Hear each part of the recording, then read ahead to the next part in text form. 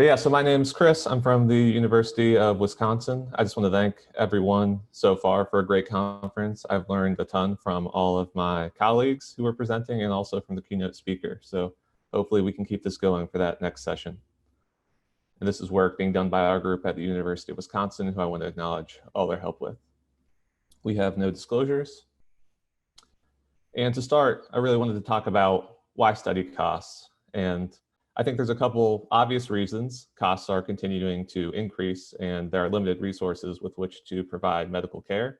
So the more cost effective we can be in our care, we can provide care to more people. But I think a less obvious reason to look at costs is I'm actually the surgical education fellow. So I'm really interested in how we can help surgeons become excellent surgeons, both throughout their training and throughout their career.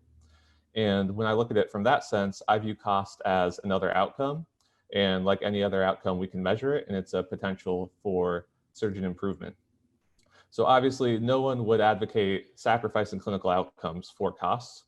But if people are able to perform the same operations, have the same outcomes, good outcomes, low complications, et cetera, and one surgeon is able to perform those operations for half the cost of another, then I think that person has the cost that costs less is really doing something right, and we have something to learn from that person, particularly maybe their partner or the surgeon who has costs that are much higher.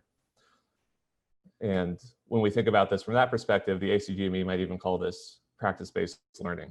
So we wanted to look at a common general surgery procedure that we would think everybody should be trained to do after a 5-year residency in general surgery, and then look at two important questions. So the first question being, is there a cost variation present between individual surgeons? And then if so, what surgeon traits are associated with increase or, from another perspective, decreased costs? And before we get into that, I just wanted to go into a brief aside on costs themselves. This study looked at total cost and we looked at actual hospital costs. So a problem with a lot of cost literature right now is that it looks at cost estimates, whether that just be charges alone or charges manipulated with cost to charge ratios or maybe estimated reimbursements. These estimates don't always reflect reality and more reflect the complicated negotiations between hospitals and payers. And then even those studies that do look at costs, there are quite a few studies of cholecystectomy that look at supply costs, for example. Any cost subset only covers a fraction of the picture. So if you have a device that's very expensive but saves quite a bit of OR time, is that a net cost or a net savings? And you can't really say that unless you're able to look at the whole picture. So we have a unique hospital database that's based on our own internal hospital cost accounting system that looks at supplies, facilities, labor, and equipment, and is what we think is the closest we can get to actual costs at this time. So some methodologic details. We looked at all laparoscopic cholecystectomies at our institution for approximately a 5-year period. There were initially around 2,000, but we excluded pediatric patients, robotic patients, and any patient admitted for greater than 24 hours post-operatively because we didn't think it made sense for the pre-op length of stay to be factored into costs associated with a specific surgeon. We also queried our EMR for patient and hospital-specific factors, and then we manually collected surgeon factors, specifically looking at time in practice, what fellowship training the surgeon did, if any, and their volume throughout that study period. And given that there's a well-known relationship between volume and many other outcomes, we decided to look at that fairly early in our analysis. And as you can see here at the bottom, we have de-identified surgeon identifiers. So each bar represents a single surgeon. And on the y-axis, we have adjusted total costs. Those were adjusted for inflation. And as we can see, there is a significant variability between individual surgeons, and there does seem to be a correlation with volume. So then we did some basic univariate statistics with the cases stratified by volume, so low volume here on the left to high volume on the right. And there are statistically significant differences in surgeon fellowship and surgeon years in practice. There's no difference in readmissions or mortality in any of these groups, which readmissions are usually a pretty good surrogate for complications in a case like a lap chole. And then as we look at costs, we see that the cost decreases by about $2,000 per case as you move from low to high volume, and OR time decreases from around 94 minutes to about 65 minutes, so about a 30-minute decrease there as well. Now, of course, it's always tough to look at raw data without adjusting for confounders.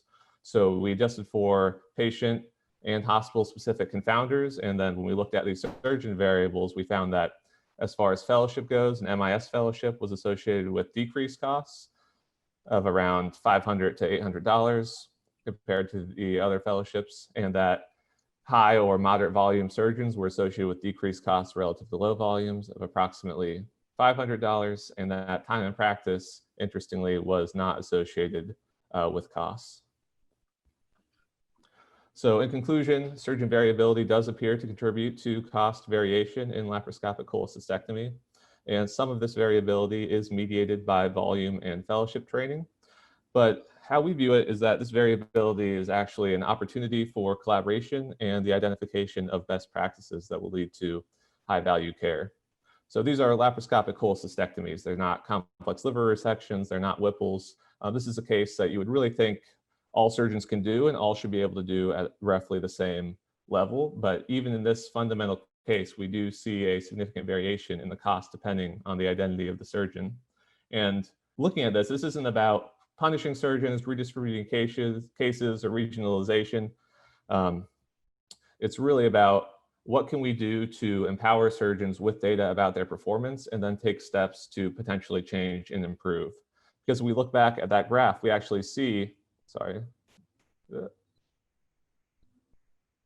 we actually see that these are not deterministic. There are certainly low volume surgeons that provide a very high volume or high value cholecystectomy, and the opposite is true as well.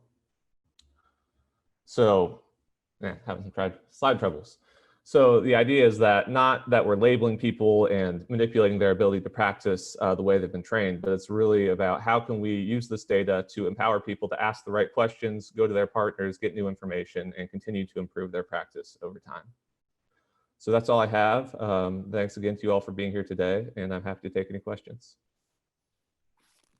Thank you very much, Dr. Stahl. Dr. Giolini, are you? Yeah, hello, everybody. Good afternoon or good evening for the one calling from Europe. Dr. Stahl, thank you very much for your presentation. I found it very straight and easy constructed, and it's very also actual, this cost management and cost reduction also in Germany, where I usually work.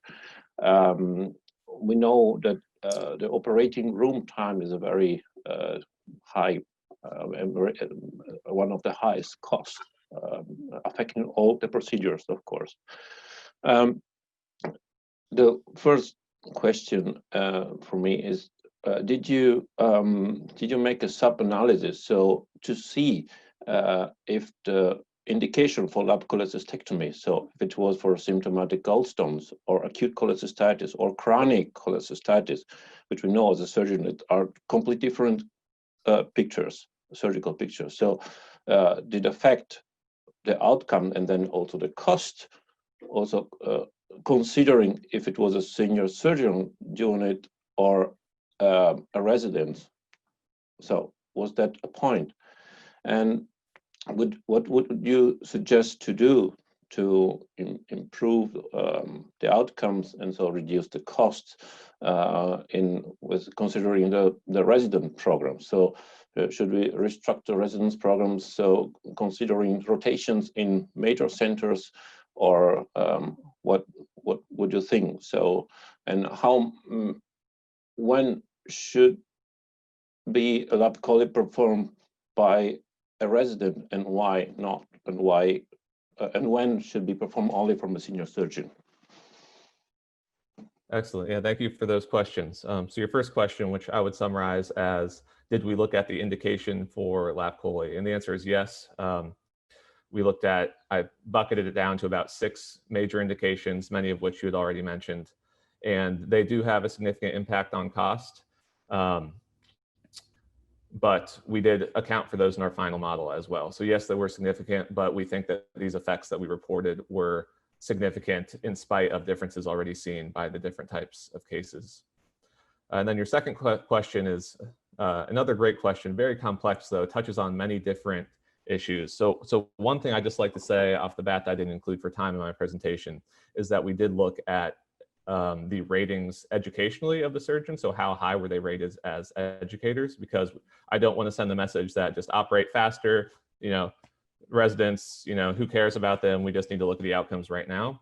And was really interesting to see that there was no correlation between teaching evaluation and time in the OR or cost. So you can still provide high value care and be an excellent educator, which we were very encouraged to see. And I think that goes in part to your other question about can a resident perform the case or not. And I think that with the right surgeon, or the right attending surgeon, even when a case is performed by a resident, you can still have excellent outcomes, both from a clinical patient perspective and from a teaching perspective.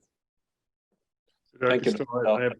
I have a quick question. I guess my concern is that the acute care surgeons are doing the harder, more gangrenous gallbladders, and the MIS surgeons are doing the elective, pristine gallbladders.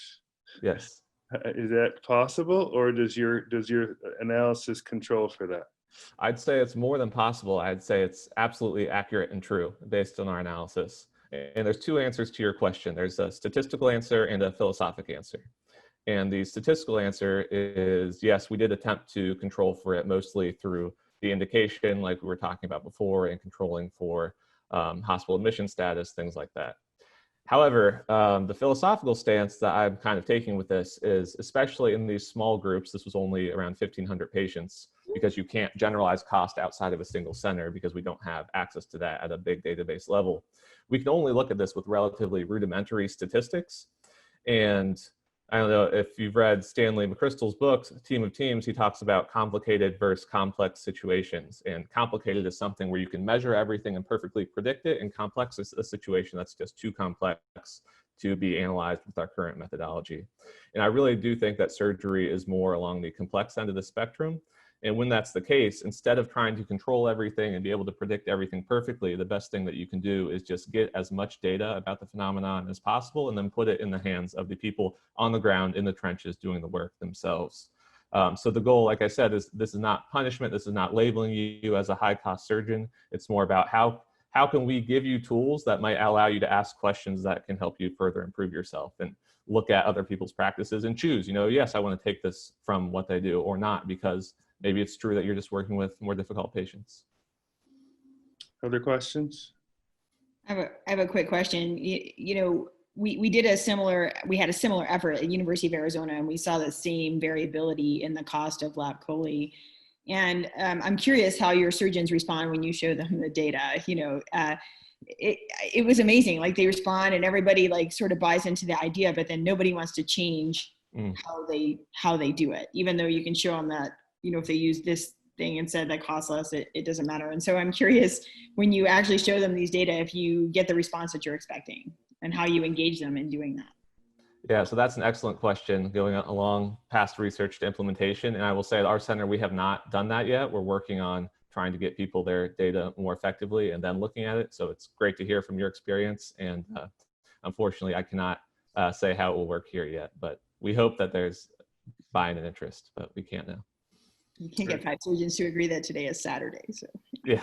I mean, I might ask the chairs on the call, Dr. Rial and Dr. Pollack, with these kind of data that you know about, are there efforts within your department to regionalize or, mandate who does and who does not do some of these operations? We don't have efforts to mandate who does or does not do them, but we do have efforts to, especially in things that are standard like lap chole or lap epi, kind of standardize the care and standardize the cost across the people who do them. So I'm not looking to restrict anybody's practice, but certainly, to reduce the variable costs. It's the same. Yeah, the same, providing feedback to people. I mean, I do think that surgeons are competitive. So when you show them that they're costing the most, they usually change their behavior. And then I think also some restriction about what's available in the OR to use to do a lap chole, can control costs and that way. Did you mention that in your study? I mean, did you look at disposables and things like that? I didn't see that. No, we didn't. Our cost accounting system is being revamped in the last 2 years to be more granular about which specific tool and which specific. So we didn't have great data to look at really granular disposable costs in the way we might have wanted to. Because obviously that's a big opportunity, looking at what people are spending in the operating room. That's where we saw the variability. Very nice.